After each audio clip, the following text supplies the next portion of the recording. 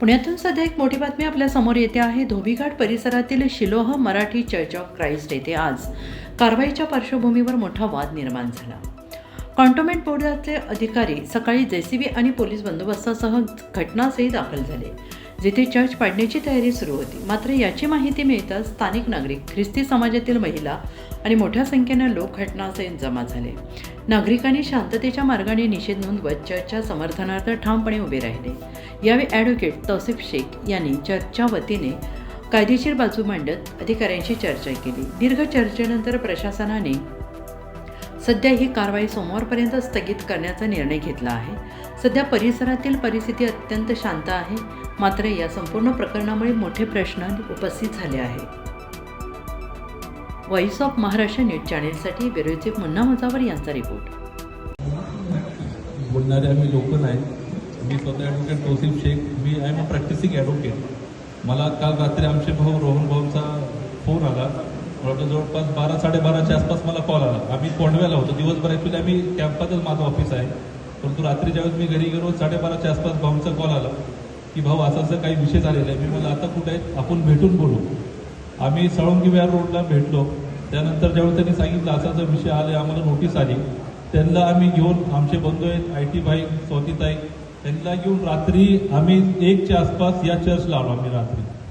आणि जेव्हा चर्चा केली, आपले फादर साहेब आहेत त्यांच्याशी चर्चा केली, त्यांना स्ट्रॅटेजी ठरवली आणि त्यावेळेस त्यांना आम्ही एक आश्वासन शब्द दिला की तुमच्या पुढं आम्ही ढाल म्हणून, जरी आम्ही प्रॅक्टिसिंग ॲडव्होकेट असलो, आता हे कोर्टात जाऊन कोर्टातनंच आम्ही स्टे वगैरे घेण्याची वेळ नाही, आता रस्त्यावर उतरून लढायची वेळ आलेली आहे, तर तुमच्या पुढे आम्ही ढाल म्हणून आम्ही थांबतो। आणि त्याच पद्धतीने सर्वजण आपण आला, ढाल म्हणून आपण त्या ठिकाणी ह्या शासन प्रशासनाला विरोध केला।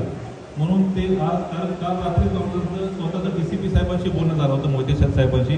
ते म्हणले भाई वकील साहेब, प्रॉब्लेम असा आहे की आम्ही ऑर्डर दिलेले नाही आहे, हे वर्ण झालेलं आहे, आम्ही यामध्ये काय करू शकत नाही। तुम्ही त्यांना सांगा की बाबा थोडंफार आम्ही अल्टरेशन करतो, हे थोडंफार आम्ही हे करतो, ते करतो, काढतो। मी म्हणलं साहेब, यामध्ये 1 इंच सुद्धा आम्ही 1 सेंटीमीटर काही इंच सुद्धा आम्ही इथनं काही हटवणार नाही। ते म्हणजे तसं काही करता येणार नाही तुम्हाला, हे वरणच ऑर्डर आलेले डिफेन्स आहे, परंतु हे सर्वांची आपली एकी आहे, हे ताकद आहे की त्यांना झुकावं लागलं। परंतु माझं एक म्हणणं यामधनं स्पष्ट राहील की आपण लढाई जिंकलेलो नाही, हे लढाईची सुरुवात झालेली आहे। जोपर्यंत आपलं रेग्युलराइज होत नाही, म्हणजे जोपर्यंत हे काय कुठलं अनधिकृत बांधकाम जरी ते म्हणत असतील, कायद्यामध्ये हे जागा आपली आहे, ब्रिटिशकालीन दिलेलं आहे, त्यासाठी आम्ही तर रस्त्यावरती तुमच्यासोबत आहोत। लिगली स्टे घेण्यासाठी, हे रेग्युलराइज करण्यासाठी काय पेनल्टी असेल ते भरून, हे रेग्युलराइज जोपर्यंत होत नाही तोपर्यंत कायद्याची लढाई शेवटपर्यंत आम्ही तुमच्यासोबत लढू। आणि हे कुठल्या एका समाजाची लढाई नाही, हे आमचं स्पष्ट म्हणणं आहे की हे संविधानावर घात आहे आणि म्हणून आम्ही या ठिकाणी रस्त्यावर उतरलो आहे। कारण एका समाजाचं जर चौकटीत आपण फक्त घेण्याचं ठरवलं की फक्त एक ख्रिश्चन समाजाचा विषय आहे, तर उद्या मुस्लिम समाजावर अन्याय होईल, उद्या बौद्ध समाजावर अन्याय होईल। म्हणून हे जे आहे एक शेर की वक्त की किससे यारी नहीं, आज तुम्हारी बारी है, कल हमारी बारी होगी।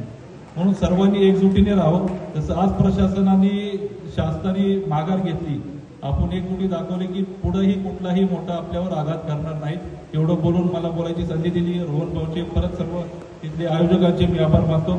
जय हिंद, जय संविधान।